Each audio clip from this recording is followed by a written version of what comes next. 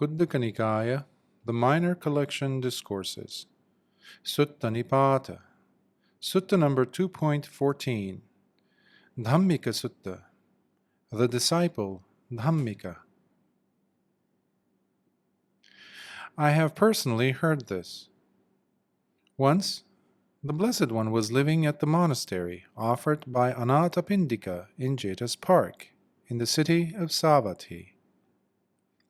It was during that time that Dhammika, the male lay disciple, went and approached the Blessed One, joined with 500 other male lay disciples, who all together bowed and paid their respect, and then sat to one side. Then Dhammika, the lay male disciple, began addressing the Blessed One with the following verses. I would like to ask you, O Gautama of immeasurable wisdom, what needs to be done by the good and upright disciple, whether one has gone forth from home life into homelessness, or those of us who are lay disciples, who continue to live the household life? I ask because you indeed are the one who knows fully the proclivities and future destinies of both worldly beings and of devas, and no one is equal to you in knowing directly the subtle nuances and trajectories that remain hidden to all of us, for you are the Buddha Supreme, as many have declared. Having access to all knowledge, you have revealed to us the perfect Dhamma, which you continue teaching out of compassion for all beings. You rolled back the veil of deceit from our hearts. You, being the all-seeing Immaculate One, shine brightly in all the worlds. Having heard you are the great conqueror, the Naga king Iravana came to you for an audience, and after consulting with you, he left with a contented heart, happily consoled by you, as he exclaimed, O most excellent! Similarly, Vesavana, the king of the Kuviras, also approached you to ask his questions, which you answered as well. And in hearing your words, O wise one, he too became happy and contented. And whatever heretical views are held by those who engage in unending disputes, whether from the Ajivaka or the Jains, all miserably fail in trying to surpass you in wisdom, as they always fall short, much like someone who lazily stands in place, but while wanting to catch up to another who is sprinting at lightning speed. All these Brahmins who are after one thing, arguing to win in debates, as well as those very old Brahmins among them who are very advanced in their years, not to mention those who think of themselves as masterful debaters, sooner or later they all come to you in order to obtain the true and hidden meanings in what it is they seek. Because this Dhamma, being so well proclaimed by you, is so versatile, while at the same time brings such happiness to the heart. Therefore, O foremost of Buddhas, please speak to us that which we have eagerly come to hear. All these bhikkhus seated here together, and us lay disciples too, have all come wanting to listen to this Dhamma which has been revealed to us by the Spotless One. So, let us now hear it again, for we eagerly await, much like the Devas longing to hear the words of Vasava. Now listen closely, O bhikkhus, and pay heed to what I shall say. I will instruct you on this Dhamma that comes to shake off all evil from your hearts. By remembering my words, let all those intelligent among you, on seeing the subtle meaning of what's being said, realize the good that it brings, and diligently cultivate the wise behavior that is truly suitable for one who has gone forth. The bhikkhu should never wander around at the wrong time, as he looks for alms in the village at untimely hours, for doing so will only bring him much sorrow, because trouble finds the one who wanders around after dark. And for that very reason, even the Buddhas avoid traveling at the wrong time. Beings are intoxicated, mad about the visible forms they see, the sounds they hear, the flavors, fragrances, and physical touches they experience. By cutting your ties to them, banishing any leftover longing you had for these things out from your heart, only then you should set out to the village with your alms bowl to obtain your morning meal.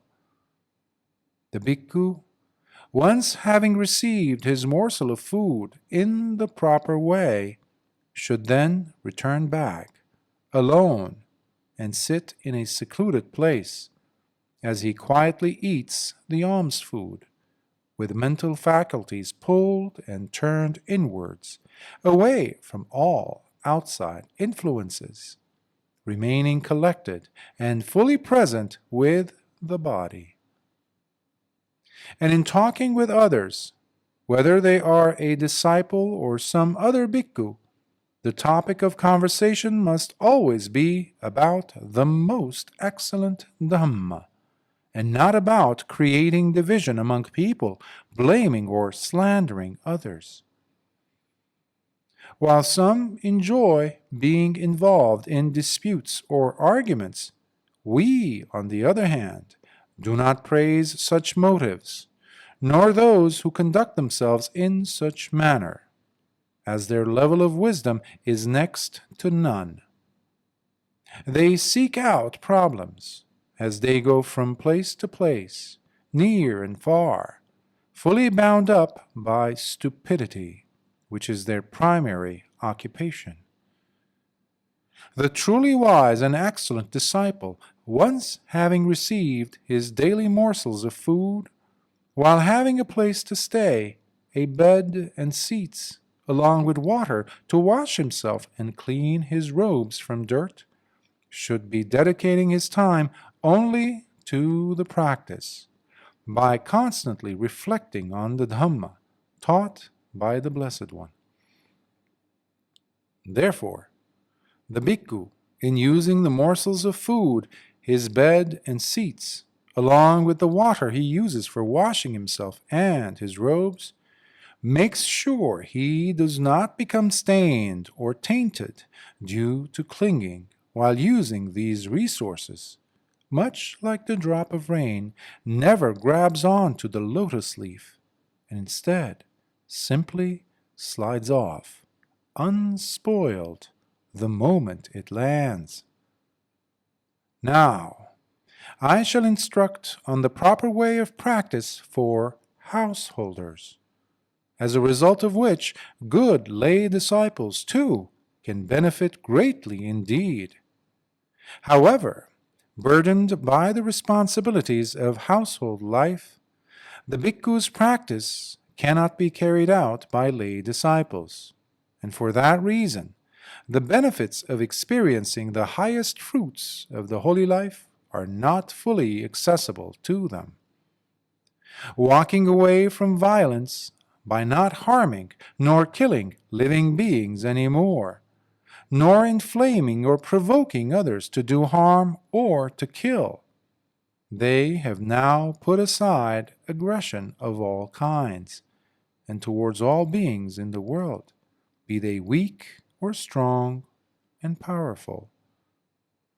Such a disciple should refrain from knowingly taking what is not freely given to him, no matter how small or insignificant.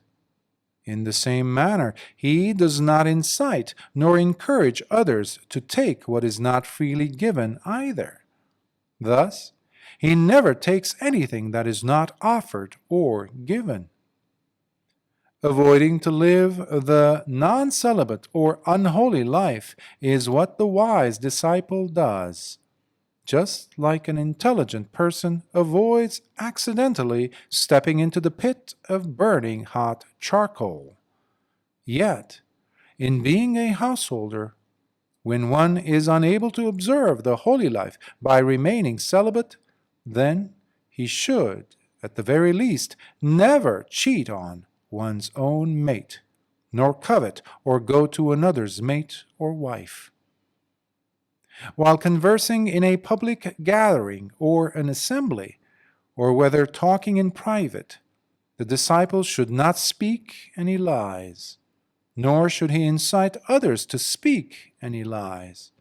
Thus, one should not speak what is false. And if this Dhamma is dear to any householder, then he should give up altogether the consuming of any kinds of intoxicating drinks or any types of mind-altering substances. Nor should he influence or tempt others to take any kinds of intoxicating drinks, nor promote the consumption of any types of mind-altering substances to others. This, because once intoxicated or under the influence of these substances, one becomes heedless and transforms into an intoxicated fool, whereby one starts committing evil deeds oneself, as well as instigating others to engage in a similar behavior, actions which they would not have done had they not consumed those mind-altering substances. So, completely reject such insanity, which brings with it much suffering, caused by delusion, irresponsibility, and the careless behavior of utter stupidity. Refrain from destroying living beings and harming life. Abstain from taking what is not freely given, from the telling of lies and the consumption of intoxicants and mind-altering substances. Live a celibate life by leading the holy life. Abstain from sex and stop taking food at night and at the wrong time. Stop wearing flower garlands and abstain from using fragrant perfumes.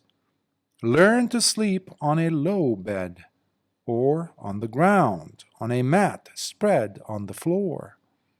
This is what is referred to as living the 8 precepts day of fasting, the Uposatha, as declared by the Buddha who has ended suffering.